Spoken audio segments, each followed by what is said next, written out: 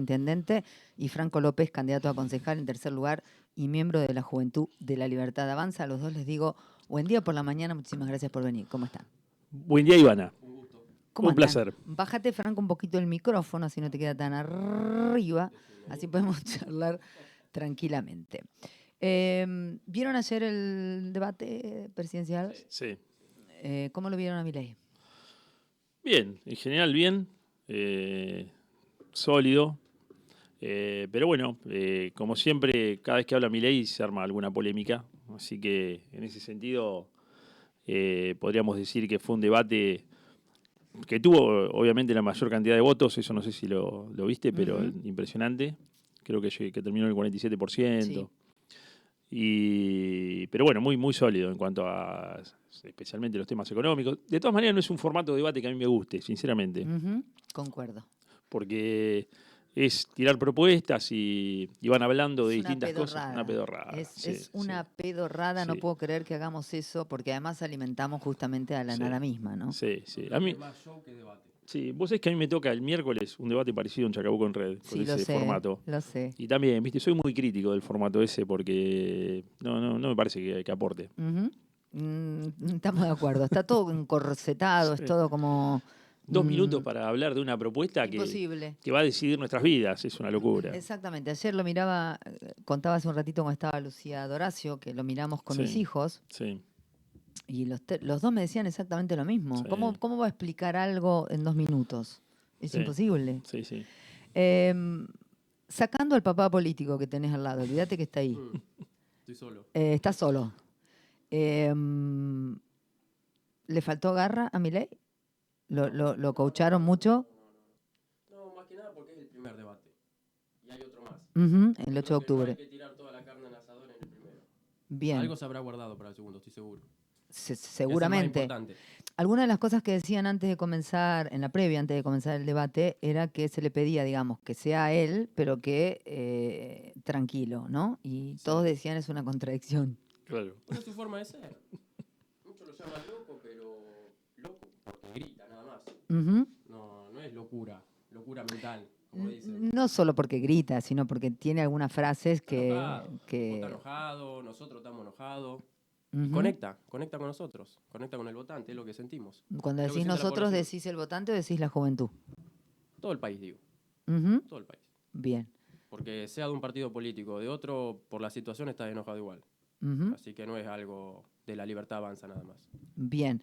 ¿Te dedicaste a leer en profundidad la plataforma de Milei? Hace bastante. Ahora estoy medio desenfocado, pero sí, no tanto en profundidad algunos temas, pero lo básico sí. Bien, porque una de las cosas que se le atribuye a Milei es que dice frases motivacionales, es decir, son frases las que dice, no. Hay una cosa que se plantea en la juventud en general, no en la juventud que está a favor de Milei. Sí, en general. En general, ustedes son chicos que nacieron con las redes, con el celular, con internet, ¿sí? Yo te diría que no, pero sí, estamos ahí. Bueno. Estamos ahí. Y hay un concepto comunicacional que se llama Reel, que lo conoces, Sí. que básicamente es 1 minuto, ¿no? Entonces, en 1 minuto uno tiene que encerrar una idea, pero en política, para venderte un producto, para enseñarte algo, para lo que fuera. Como licenciada en Ciencias de la Comunicación y por deformación profesional, lo que siempre le digo a mis alumnos, tengo alumnos en el colegio parroquial, lo que siempre les digo es, la verdad está en la profundidad. Sí. En 1 minuto... Nosotros no tenemos la capacidad... Más que nada porque hay estudios que se hacen durante años, no lo puedes explicar en 60 segundos. Bien, por eso te decía lo de las plataformas, porque si hay algo que hay una capacidad muy grande que tiene Milei, es de manejar ese minuto, ¿no? Pero la verdad está en la profundidad, ¿no? Y muchas veces es confuso, yo creo que con vos lo hablamos, José, que vos me dijiste ese concepto en La Libertad Avanza no existe, que es el de políticas públicas, es decir, cómo llevo todo lo que digo y todo lo que quiero hacer, cómo lo traslado a la sociedad. Tiene que haber un puente entre lo que digo y lo que aplico. ¿Cuál es ese puente que tiene Milei que no son políticas públicas? Bueno, básicamente, yo creo que ahí hay una cuestión comunicacional de Milei que hoy está planteando una reforma desde un punto de vista liberal, desde un punto de vista liberal libertario. Y el puente en realidad va a ser la propia gestión. O sea, hasta tanto no logre transformar el discurso que él plantea en acciones públicas concretas, no se van a transformar en políticas públicas. Todavía no está la política pública porque no estuvo la posibilidad de gobernar. Sí hizo algunas cosas a nivel legislativo, que de hecho fueron criticadas, por ejemplo, lo que fue la reducción del impuesto a las ganancias. Eso fue algo bien concreto que lo propuso Massa. Milei votó a favor, Villarruel votó a favor. Hablaban de eso, ¿sí? Y precisamente, bueno, tiene que ver con lo que él viene planteando. Toda vez que haya una reducción de impuestos que favorezca a la población, él la va a votar a favor. Y de hecho, eso fue lo que hizo. Después lo acusan de funcionar a masa y todo lo demás, cosa que no es cierto. Pero bueno, es lo que él considera y de hecho son las propuestas de la Libertad Avanza. Es lo mismo que esto lo charlamos también. Nosotros acá en Chacabuco vamos a trabajar de la misma manera, o sea, no importa de dónde venga una propuesta. Si viene una propuesta buena, nosotros vamos a hacer propuestas desde el Consejo Deliberante, si nos toca desde el Ejecutivo, etcétera. Pero si viene una propuesta buena, acorde a lo que necesita la población de Chacabuco, que tiende al desarrollo económico, al desarrollo de las personas, o lo que sea que beneficie a la sociedad de Chacabuco y del sector que venga, la vamos a apoyar. Porque es nuestra manera de entender la realidad. O sea, no nos ponemos en el anti. La percepción que yo tuve, por ejemplo, esto lo digo a título personal, pero que lo charlamos en el espacio y todos teníamos también, fue que Juntos había propuesto en 2015, por ejemplo, reducir el impuesto a las ganancias, esto que hizo Massa finalmente, que fue la propuesta de Massa que la Libertad Avanza apoyó, y no lo cumplió. Y ahora votó en contra. Entonces es como, viste, una cosa contradictoria. Me contradigo, pues me contradigo, soy vasto, contengo multitudes, dijo Walt Whitman, claro. Y ahí estamos. Además, yo quiero agregar otra cosa. Sí. Respecto a lo público, no sabemos con lo que nos vamos a encontrar. Porque no es lo mismo el sector público hoy, que estamos recién arrancando octubre, a lo que nos vamos a poder encontrar. Claramente. Sí. Cuando nos toque asumir. Así que no es muy factible hablar sobre lo público ahora o hacer alguna propuesta porque no sabemos de lleno cuál va a ser nuestra problemática en el futuro. Bien. Franco, ¿cómo ves el actual funcionamiento del Consejo Deliberante? El actual funcionamiento, yo creo que haría un paréntesis en esa palabra, funcionamiento. No sé qué tanto funciona el Consejo Deliberante. Primero y principal, porque no se está yendo a laburar. Están los concejales yendo al Consejo una vez cada mes y medio, 2 meses, te diría. ¿Qué tanto podés hacer una vez cada 2 meses en el Consejo? Aparte, la mayoría de las propuestas a comisión. ¿Por qué no se plantan un poco, dicen, vamos firme con esto, va a beneficiar a la población chacabuquense y damos el sí rápido? Hay propuestas que, por ejemplo, congelar la planta pública. ¿Por qué no dicen sí inmediatamente? Rápidamente, sí. Porque bien. Lo público ya está hasta las manos. Bien. Si seguimos metiendo gente, ¿a dónde terminamos? ¿Y cuál sería el primer proyecto que presentarías? No, prioridad de proyecto no tengo todavía. No. Prioridad de proyecto no hay. Bien. José y Franco también, ¿qué prácticas viene repitiendo la clase política y ha quedado demostrado que no funciona? Bueno, tenés un listado largo. Me voy a enfocar en alguna porque es largo el listado. Bueno, la primera que te puedo decir es la promesa no cumplida. O sea, todo el tiempo prometen cosas que después no cumplen. Después tenés prácticas como la corrupción, que hay que erradicarlas de raíz porque es insostenible este país. Y Natalia Lafourcade, desde la raíz. Claro, desde la raíz, exactamente. Sí. Que hablábamos de Natalia Lafourcade antes de entrar al aire. Bueno, pero quiero decir, en primer lugar, viste que se prometen un montón de cosas, está la dádiva, está esto de que el Estado presente, esta mentira del Estado presente, donde se pretende que el Estado puede resolver la vida de las personas, se trabaja desde la necesidad de las personas, cosa que es un error desde mi punto de vista, porque el Estado no puede resolver las necesidades de las personas, porque las personas tienen muchísimas necesidades de distinta índole, necesidades de índole física, intelectual, espiritual, que el Estado no puede dar respuesta a eso. Entonces, abordar a una sociedad las necesidades es un error ya conceptual, Ujú. y todo el espectro político lo aborda desde ese lugar.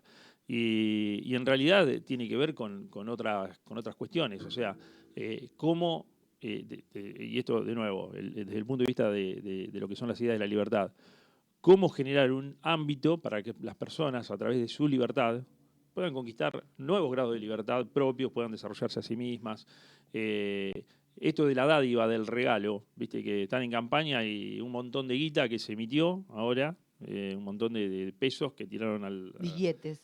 billetes impresos reciencitos que Ujú. están crocantes, como dicen los Calentito, chicos, sí. la juventud de la libertad, se dice, están crocantes porque salieron recién de la impresora, están calentitos Ujú. y salen al mercado y los ponen, regalan cosas. Eso es inflación ahora, hiper, que tenemos en los próximos meses. Entonces, ese tipo de prácticas ya no van más, o sea, no tiene ningún sentido. Ya nos hicieron mucho daño durante demasiadas décadas y eso tiene que cambiar. Entonces, la promesa no cumplida tiene que terminar, los palos en la rueda tienen que terminar, tenemos que tener un foco claro de cuáles son las premisas que necesitamos. Chacabuco no es muy difícil, o sea, yo considero que Chacabuco tendría que tener la camiseta, todos los chacabuquenses, no importa en qué espacio esté, tenemos que tener la camiseta de Por Chacabuco. Dios. ¿Me entendés? ¿De qué estamos hablando? Se Los pelean argentinos, la de Argentina, el argentino de todos. Argentina, Para todos. exactamente. Entonces te pones la camiseta del lugar donde vos estás y se acabó el partido. Fíjate lo que termina ocurriendo en Chacabuco, lo veo muchísimo esto.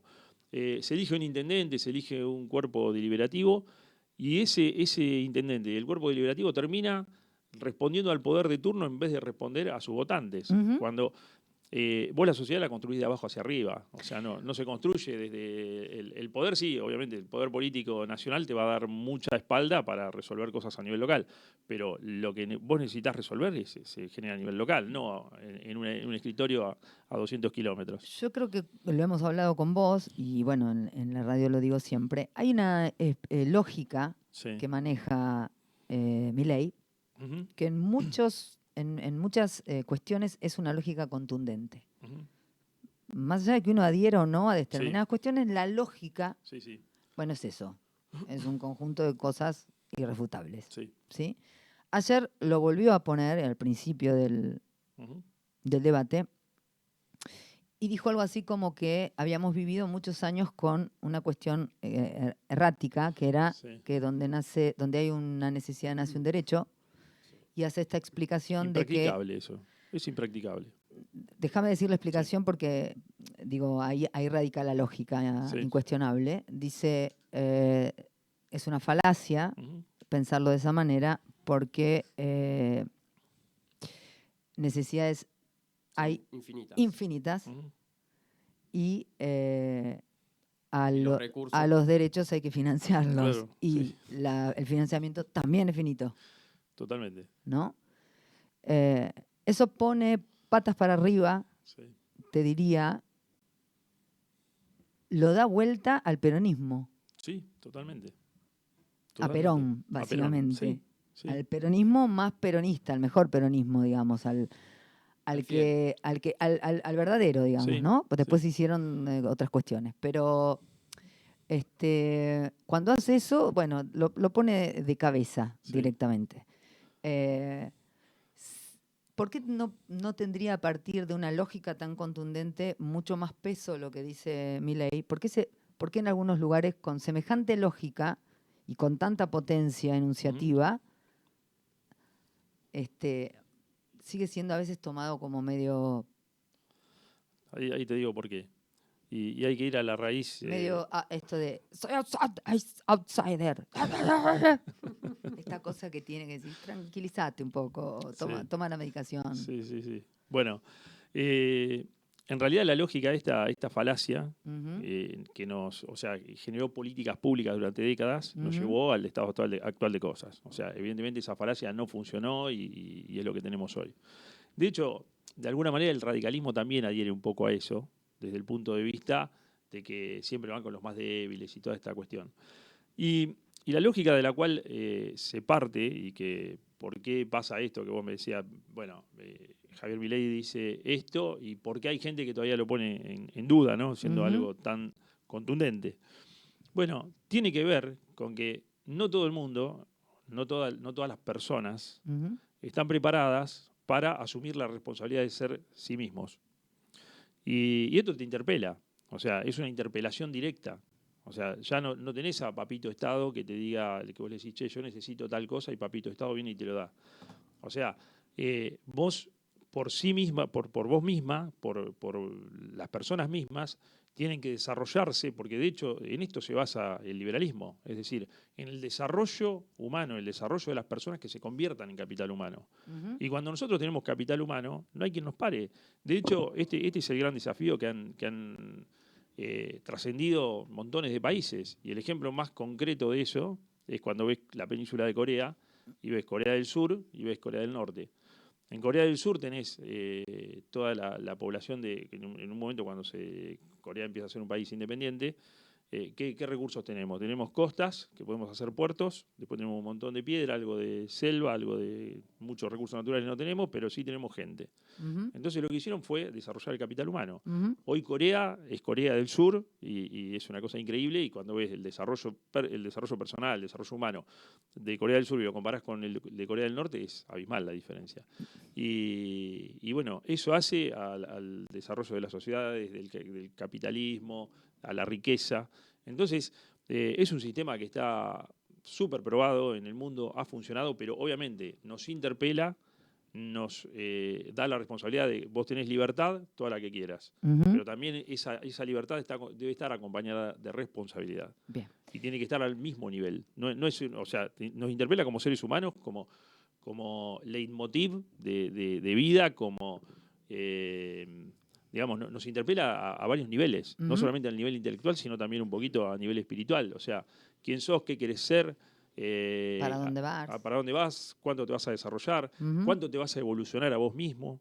O sea, hay un montón de interpelaciones. La problemática de este país es que el papá Estado está hace muchos años ya.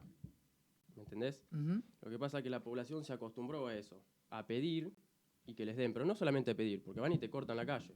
No es que piden pacíficamente, van, cortan rutas, cortan calles, perjudican al laburante.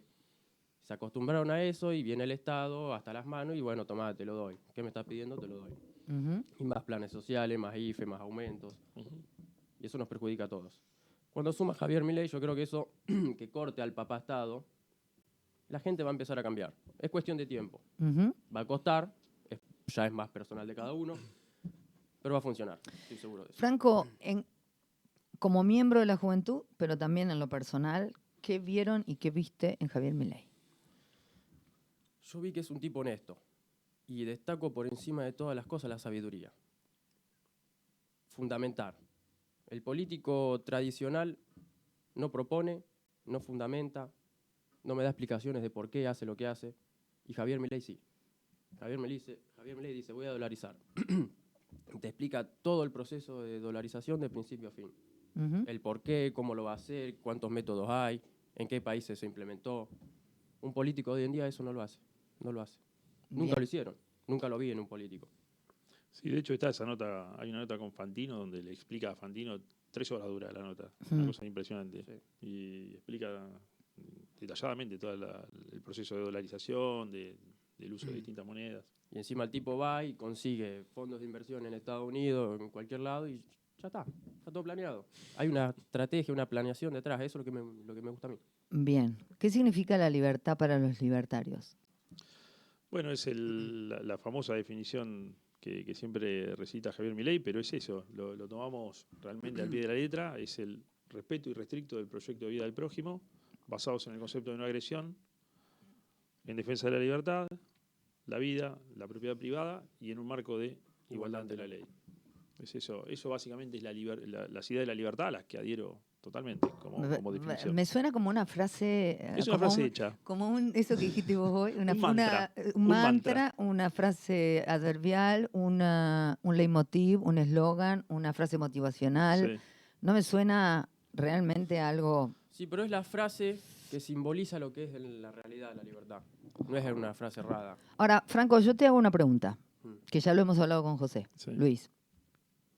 Desde un lugar siempre de construcción política, de construcción de pensamiento. En esta radio hacemos eso. Sí. Intentamos pensar, intentamos... Libres pensadores. Exacto, y intentamos mirar las cosas de distintos lugares y correr la ideología por un segundo, porque cuando la ideología entra, ya sabemos, tiene Totalmente. un 80% de vida dentro del movimiento, ¿sí? Entonces nos queda un 20% de pensamiento propio y yo intento siempre ir ahí. Hay una cosa que a mí me hace mucho ruido. Siempre tengo en cuenta que tiene que ver por ahí con que soy mujer también, y entonces se me hace un ruido a mí en lo personal. Pero tiene que ver con esto. Cuando Milei habla de la libertad individual, ¿no? Que es un concepto que yo adoro, ¿sí? Sí. Y que ejercí toda mi vida, o intenté ejercerlo toda mi vida. Hay una cuestión donde se complica cuando Milei plantea desde el Estado no permitir el aborto, o sea, defender la vida, no permitir el aborto de las mujeres, es decir, intervenir. O sea, en una sola cuestión, todo lo que dice desaparece. Interviene el Estado, no le da lugar a la libertad individual de la mujer. Algo. ¿Se entiende? La libertad tiene límites. Uno de esos límites, por ejemplo, es la ley. Bien, no es Porque entonces, libre, no está dentro del eslogan, no está dentro del eslogan que decía José. Hay una ley. Y esa ley limita la libertad. También está la cuestión moral. La cuestión moral también limita la libertad. Pero es individual. Es individual. La libertad moral no es del Estado. Es individual. No. Sigue siendo contradictorio. Es pensamiento de cada uno. Sí, de bueno, hecho, yo, personalmente mía, no creo en el Estado.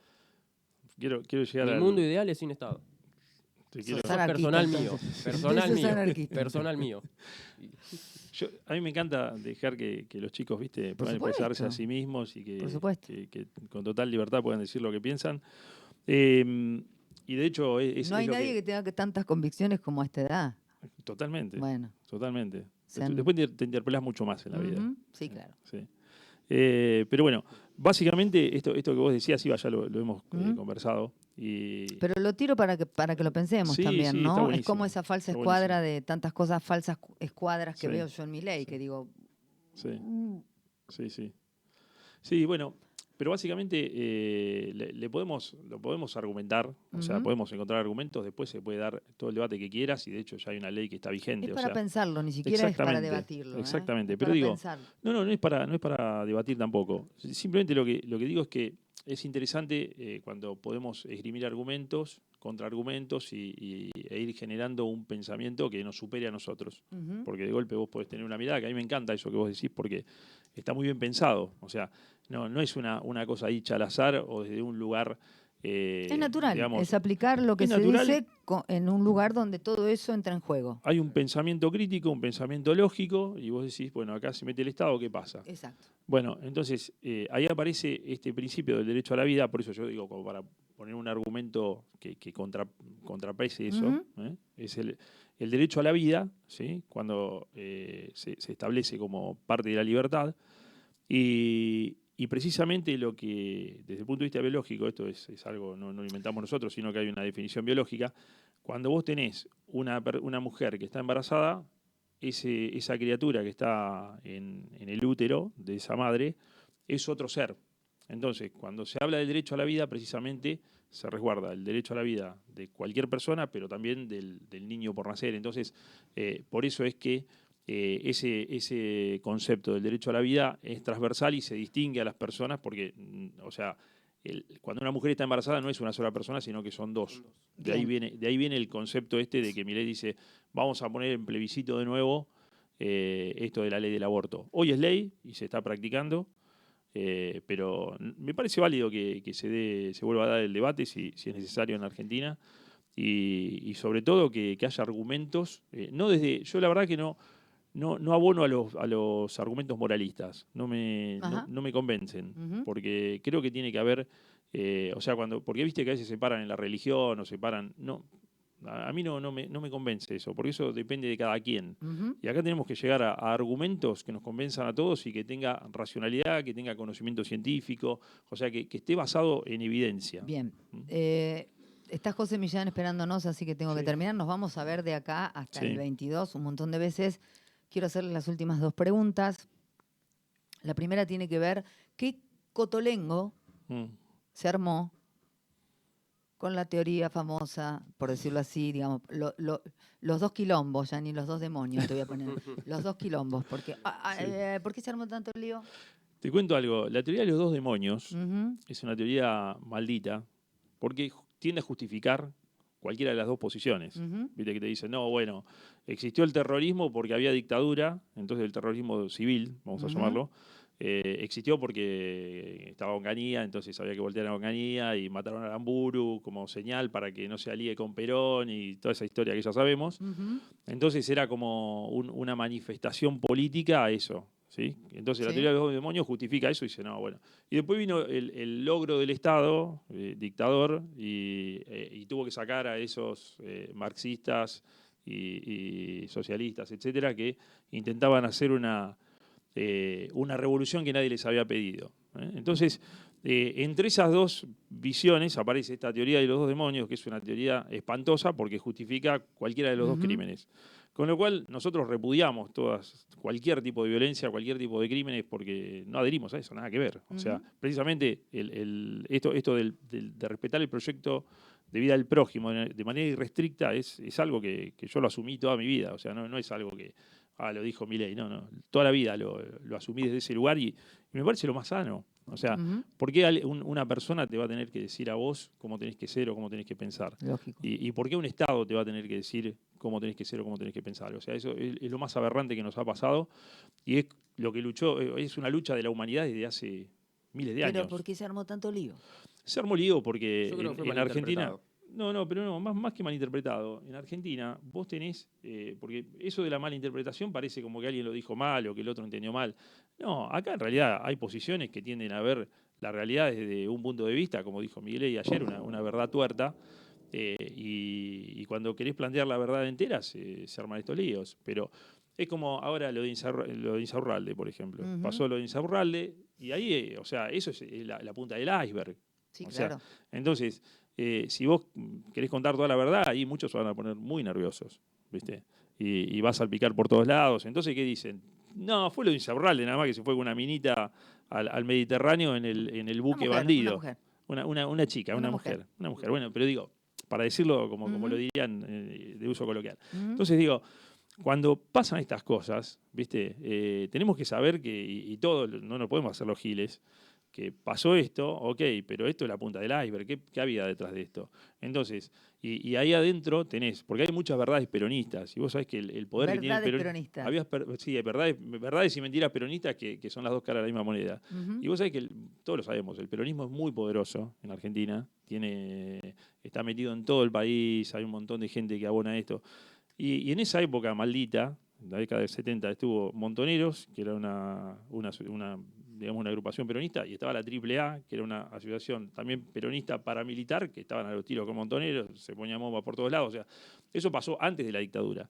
Y hubo más de 1000 muertos en esa escaramuza, podríamos decir, que no fue tal, ¿no? Fue realmente algo muy grave. Entonces, es evidente que hay cierto espectro político que va a tender a ocultar eso y a mostrar, ¿no?, los dictadores, el ejército.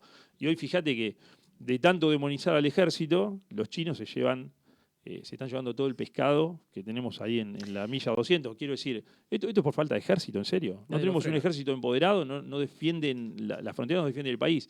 Y yo siempre lo digo esto, agradezcamos, y disculpen el término que voy a usar, agradezcamos que estamos en el culo del mundo, porque si no, hubiésemos sido Ucrania nosotros. Nos hubiesen invadido, encima no tenemos ejército. Estamos Pero así ¿para como... qué vamos a hipotetizar si con lo que tenemos nos sobra? Bueno, No hipoteticemos, no hace falta. está bien, pero ya No hace está. falta. Pero digo, vos fijate a qué nos llevan estas aberraciones políticas y por no hacerse cargo de lo que hay que hacerse cargo, ¿viste? Y a eso le tenés que agregar que después el peronismo no participó en la CONADE. Bueno, tenés una serie de cosas que, claro, quieren decir, no, eso no pasó esto otro. Bueno, digamos toda la verdad. La última pregunta es ¿por qué hace años que no logramos la pacificación política y la organización del Estado? Yo creo que se implementan normas y leyes que van en contra de la moral y la ética.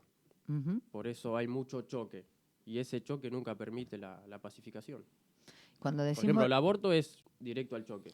Y es un Ujú. choque que no va a permitir nunca que se unan pacíficamente. Bueno, pero siempre se van a tener que Eso tomar genera grieta decisiones, constantemente. digamos, quien gobierne siempre va a tener que tomar decisiones que no necesariamente Y bueno, generen pacificación.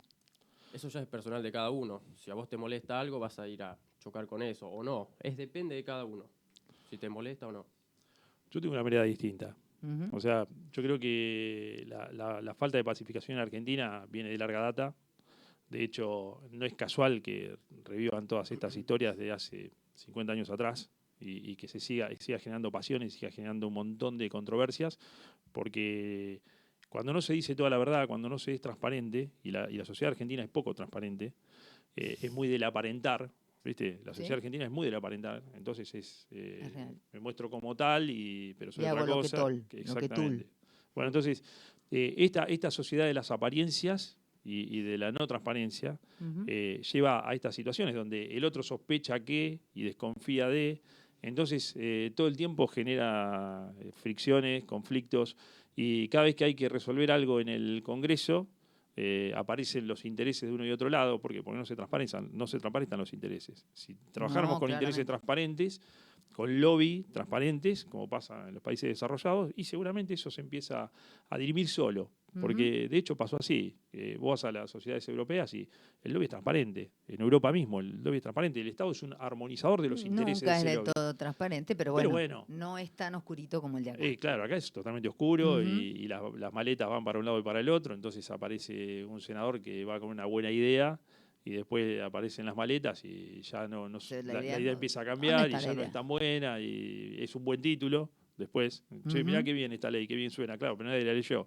Después cuando la aplican resulta que es tremenda para todos y bueno, y llegamos a este estado actual de cosas. Entonces, lo primero que tenemos que trabajar es la transparencia, es Ujú. trabajar en eliminar la corrupción, porque esto es lo que nos ha hecho mucho daño, y desideologizarnos. Necesitamos basarnos en conocimiento científico, basarnos en el conocimiento y en evidencia. Fíjate que las ideologías es algo que generó alguien en una cabeza, que cuando la bajás a la realidad, por eso me encanta lo que vos decís, vas a un partido político, y a mí me encantaría que la ideología sea un 20 y un 80, Mm. evidencia y conocimiento científico y empírico. Ujú. Hoy vos lo decías un poco al revés, pero digo, a mí me Es que encantaría está que al revés en las Argentina. ideologías... En la Argentina está al revés. Está al revés, es ¿Sí? el 80 ideológico, que o sea, toda esa ideología, cuando vos la bajás a la realidad, se agua por todos lados. Ujú. Pero igual la defienden a ultranza y la defienden a muerte porque Ujú. hay una convicción y están codo a codo, no, tenemos que defender esto porque son nuestras ideas. Y algunos defienden ideas, otros defienden intereses en realidad. Ujú. Entonces, este es el gran conflicto que tenemos en Argentina y sobre lo que tenemos que trabajar fuertemente sobre la transparencia. Chicos, muchísimas gracias. Seguiremos charlando a lo largo del camino que nos toca recorrer hasta el 19, porque el viernes 20 ya es veda. Sí, Y seguiremos charlando también de seguiremos cosas que tienen charlando. que ver con Chacabuco. Muchísimas gracias, José Luis Tedesco, y muchísimas gracias, Franco López. Cuando pasan 20